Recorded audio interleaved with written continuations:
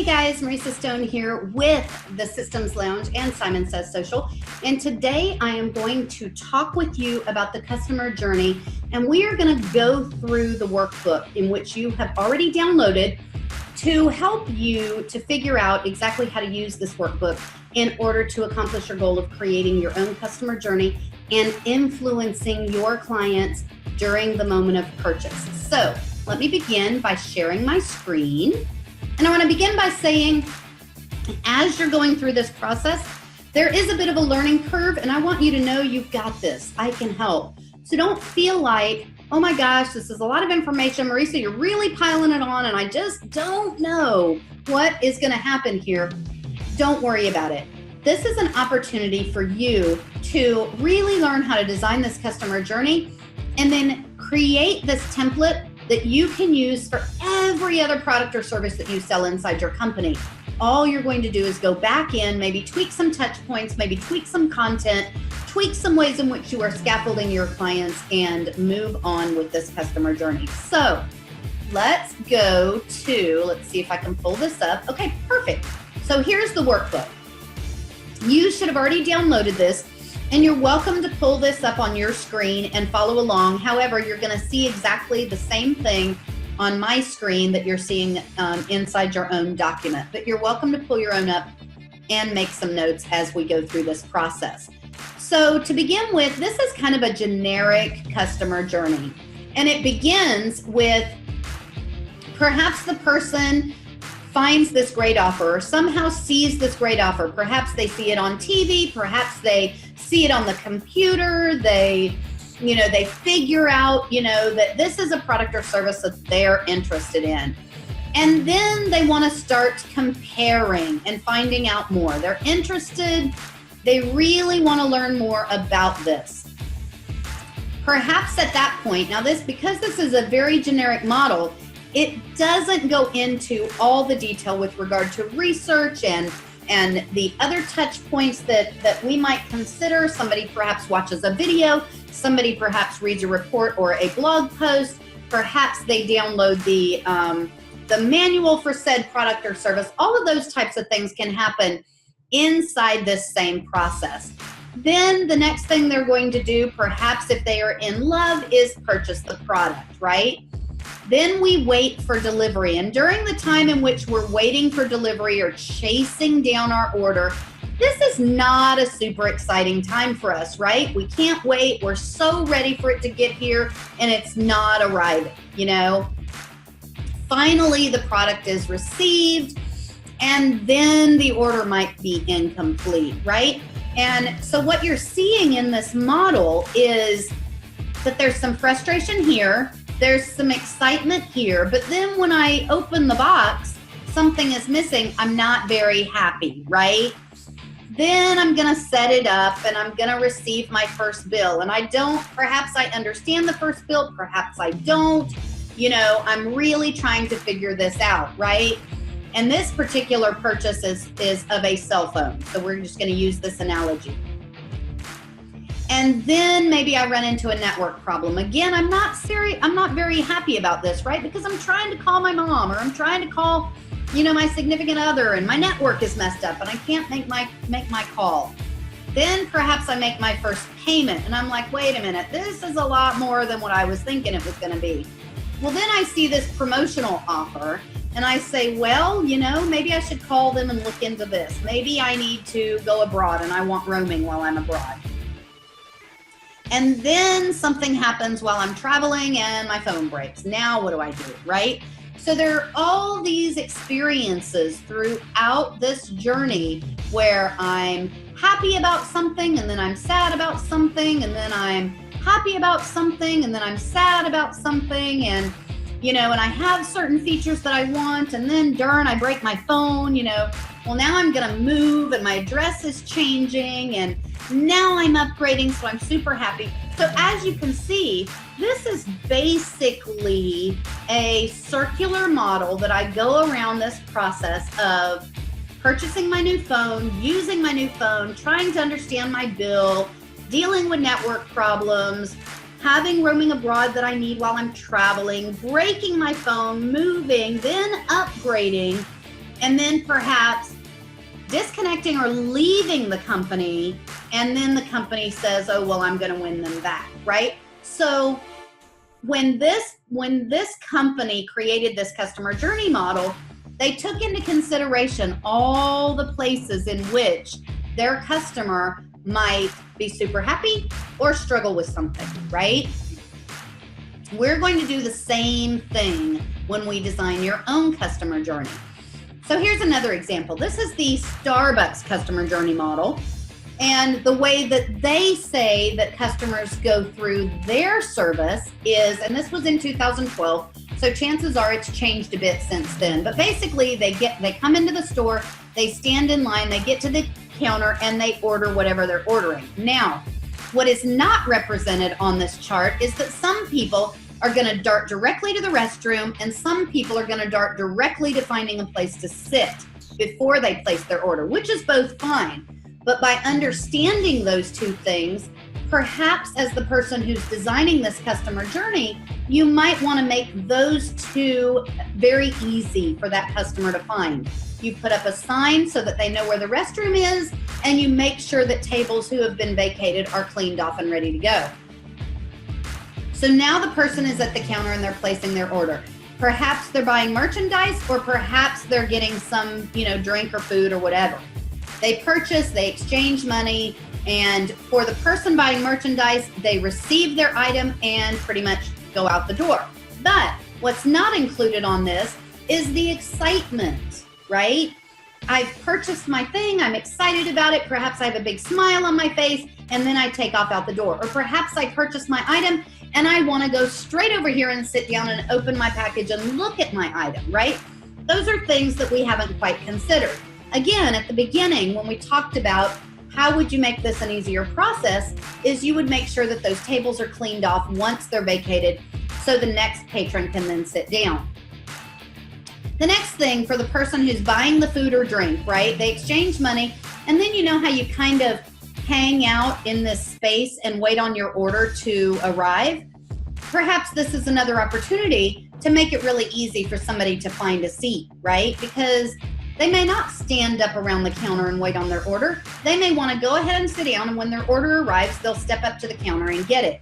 Or they may pick up their order immediately and take off. And one of the things that Starbucks does really well is typically as you turn around from the counter, you have all the things that you need to, fix up your order. So whether you want, half and half or cream or some sort of sugar or stevia or whatever it is you want, it's all right there. Straws are ready, napkins are ready. It's all right there for you. And so you've got kind of this drink station that's over here that they talk about that has all of this stuff already in it. And somebody inside Starbucks said, oh, most of the time when somebody orders something, the next thing that they want to do is visit that drink station and get all of their stuff together inside their new drink. So then they find a place to sit, and perhaps they talk to people. They might sit outside, they might sit inside, and they perhaps meet with some other people. So making sure that your tables are set up in such a way that, if it's a two-person, group, there's two people tables. If there is a larger group, there's places for 4 or 6 or 8 to sit. And by setting it up conducive to allowing people to then grab their drink and go sit down and drink their drink, you're actually creating a much more pleasant atmosphere and a much happier customer. And so this is an opportunity for you to learn a little more about how somebody might walk through the Starbucks experience when they walk in. The same thing happens with IKEA, right? So people walk in and, they're perhaps neutral or satisfied with the store appearance. Wow, this looks great, They might have difficulty parking their car prior to this. And I would have done this separately, right? And perhaps in this example, they're talking about the store appearance from the outside, which could be the case, and it looks like it is because it's store appearance and then interior decoration. So let's begin that again. So in the IKEA experience, people pull up to the store and the outside of the store looks really nice. The store appearance looks nice. The entrance is inviting and you're ready to go. You might have some difficulty parking your car, right? And you might park a good way away from the door because IKEA is typically a large store and a lot of people shop at IKEA. So you're going to have a little bit of neutrality with parking your car, and perhaps some bad or horrible experiences with regard to parking your car. Then you're walking toward the store and you're kind of excited about what you're going to see. And so you get really excited and you walk in, and the interior decoration is really nice. And you're like, wow, look at this little setup or that little setup or this little area, right? And then they give you these shopping tools, and you're able to take a look at those and you're happy with those. And perhaps you don't really like the fact that you have to walk all over the store to get to the place that you want to get. Finally, you find the product that you want. You're excited about that product. It's a good quality product. The price is a good price. The display about that product is really, really good. And you want to try that product out. You can play around with it in the display. You can really figure out whether or not this product is going to work for you, or you can imagine whether or not this product is going to work for you. The signs and the labels with regard to this product are exactly where you need them to be so that you can pick them up, read about the said product, learn about it, and know whether or not you're going to be interested in using it. And IKEA identifies this right here as the pain-pleasure gap. And what they say is that there are a number of places right through this process where people might experience pleasure or pain. So pleasure of course is involved in, the product and how you are really excited about implementing that product into your own home. The labels and the signs are in a great place. But let's say you have to use the bathroom. Well, now you have to walk all the way to the other side of the store and really seek out this bathroom in order to be able to use it in the middle of the buying process. And then perhaps the in-store service is not the greatest. Like nobody knows where anything is. Everybody's running all over the place. It's a little bit chaotic. But for such a huge warehouse store, you're going to experience that, right? So they recognize that there's a little bit of this pain-pleasure gap in the middle of the shopping experience. You find the bathroom, you're doing great. You find the kids' playroom and you let the kids play. You find a few other things. Well, then you're really trying to look for something, and perhaps searching stock is not fun. Picking out the stock, going through the process of arriving at the checkout. Perhaps you need to arrange delivery and installation. But then when you come to the end, you get ice cream. And so even though they know during this process, this is a little iffy, and you may go from neutral to bad, and you may even experience some horrible customer service at some point, or they can't find what you're looking for, or you can't get an item delivered on the date you want it, they give you ice cream at the end. And ice cream always makes everybody happy, right? So they understand that as their customer goes through this process of shopping at their store, they're going to have these moments of excitement, and they're going to plummet into bad or neutral or horrible experiences. So they have augmented and created scenarios in which they support and scaffold their people as they walk through this process. There are a couple of other examples, and I'm not going to go through each one. You can actually sit down and go through some of these examples as you move through the process of looking through this workbook. So here's one talking about a client who's trying to buy insurance. Here's one that is all about the process of, of jumping on an airplane and flying somewhere, right? But now let's get into some of these examples of touch points. Touch points happen throughout the process of the customer journey because your clients, again, are prosumers. And so they might hear about you in an email or online or from some sort of print ad or some sort of, television or word of mouth or radio ad or whatever the case may be. And they're going to take an opportunity to really start reviewing you and figuring out whether or not that product or service or your company is the one for them. And they might read reviews. They might read blog posts. They might, download, like we talked about earlier, download manuals that go along with your product or service. They might ask friends and family members. They might turn to colleagues who they feel like might have used your product or service, right? They're going to find all the ways in which to explore and learn about you, and then determine whether or not they are going to purchase. And sometimes they purchase in store, and sometimes it's some sort of e-commerce site, and sometimes the purchase happens right on the website, and sometimes it's on Amazon, and sometimes, like, there are a number of different ways in which they can purchase from you today. It's not a physical location at all times. So keep in mind that there are a number of ways in which they can come in and purchase something from you. And you need to be aware of all those ways in which someone can purchase from you. And then they might join a community forum or a group that you've set up, or some sort of way in which they can keep in touch. A lot of times what I do with my clients is I offer masterminds, or I offer intensives around specific topic areas, or I offer ebooks or some other knowledge-based FAQ kind of base to help support them as they're going through the process of learning how to implement their business system. And then as they move through this process and they find out that your product or service is working for them, now they become an advocate. When somebody is telling them about a problem they have and it's very similar to the problem they had, they're going to say, oh my gosh, you should reach out to Marisa with, the Systems Lounge, and she can help you get this system set up. And they'll promote you in the online space or the offline space. And they might blog about you, or they might post on their social networks about you, or do a write-up in some sort of newsletter, or do a summit where they're talking about you. There are a number of different ways in which that brand advocate now is going to step up and really tell the world about you, right?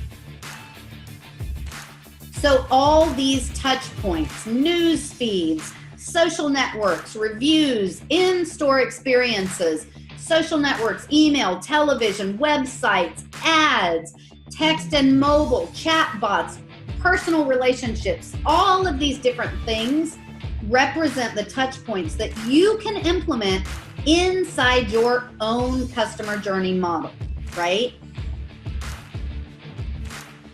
So where do we begin? We start with a persona. Who is your ICA? Who is your ideal client avatar? Is that person the mom who has a couple of children, the brand new young family, the friends who are hanging out all the time and perhaps they're college students, the grandparents who are enjoying a different phase of their life, the young woman who's climbing the corporate ladder, the young man who is climbing the corporate ladder? Who is your persona? And you start with that persona or description, and you want to learn as much as you can about that person.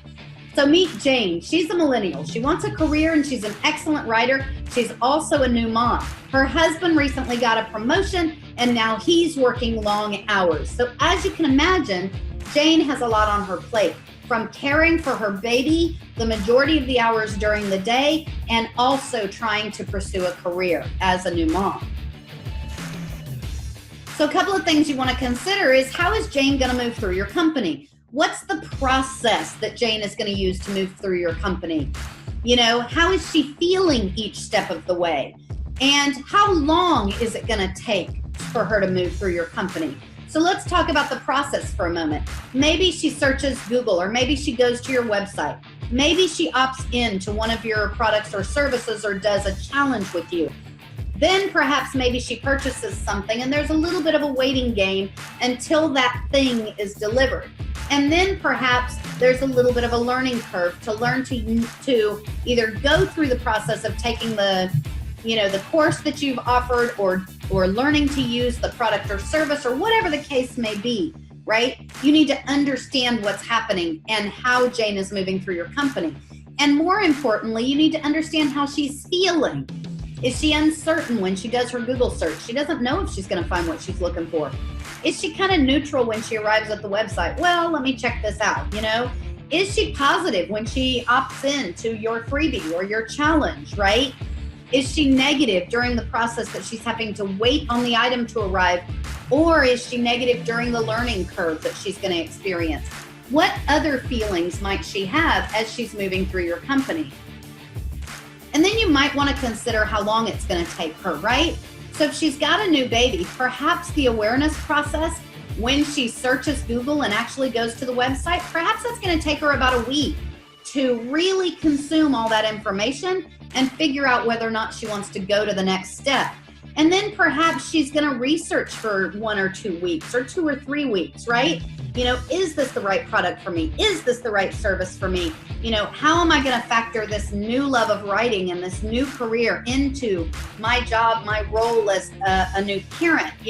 What am I going to do about the time management? Like, there's a lot of things that she's going to be exploring that perhaps are outside the realm of what you offer, right? When somebody decides to take one of my programs, they also have to consider how much time they have to devote to this program. And that becomes a time management thing, right? So some of the touch points that I might provide to this new mom might include ways in which to own more of your time, ways in which to automate certain things inside your business so you open up blocks of time to be able to take this course, right? So you got to think about those things as you're going through.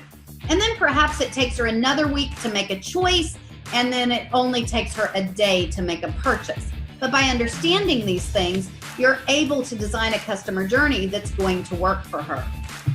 So in the awareness stage, let's just use Facebook as an example. Perhaps she sees a Facebook post, or she goes to your Facebook page and she's happy about what she's seeing, and these things are really, are really intriguing her. And so the touch point is the Facebook post or page.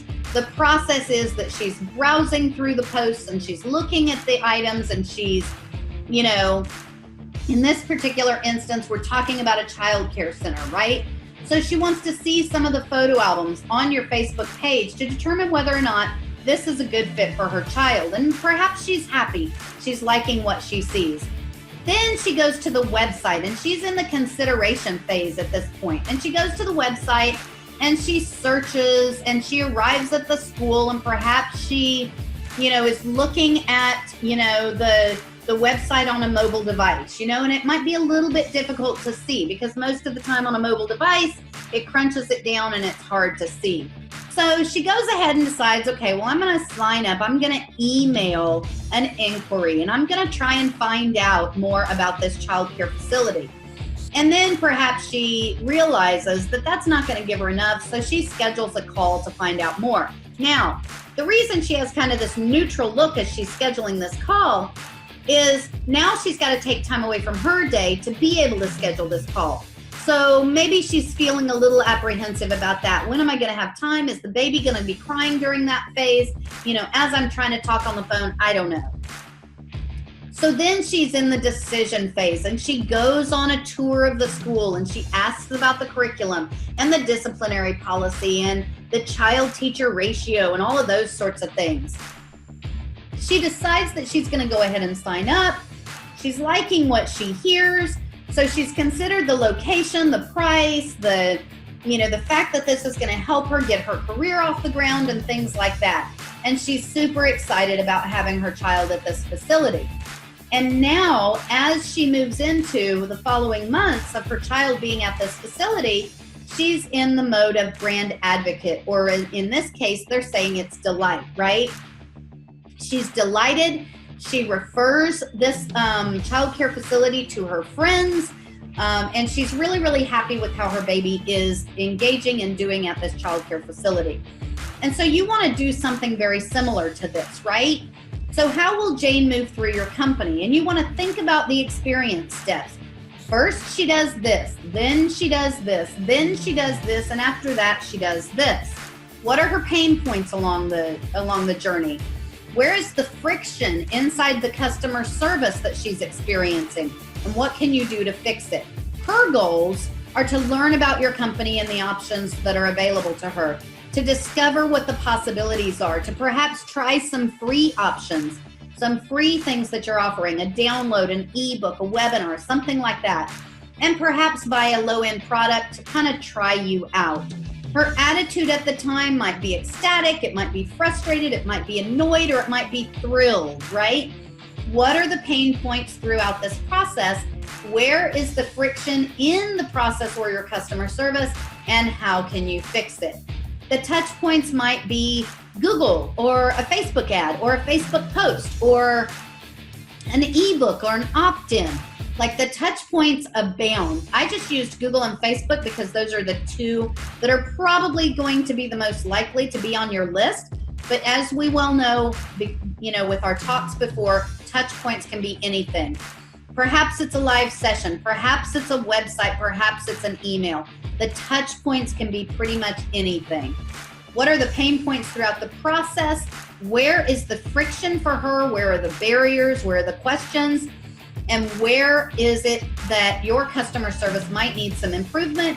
And how can you fix that? That's the next step that you're going to go through as you're designing your customer journey.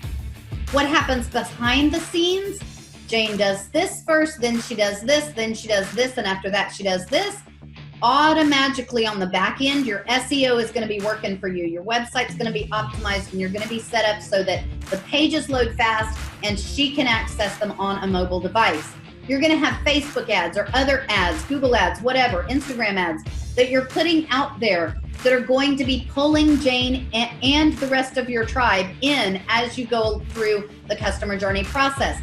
There's going to be an opt-in setup that she can register for. There's a digital asset that gets delivered to her.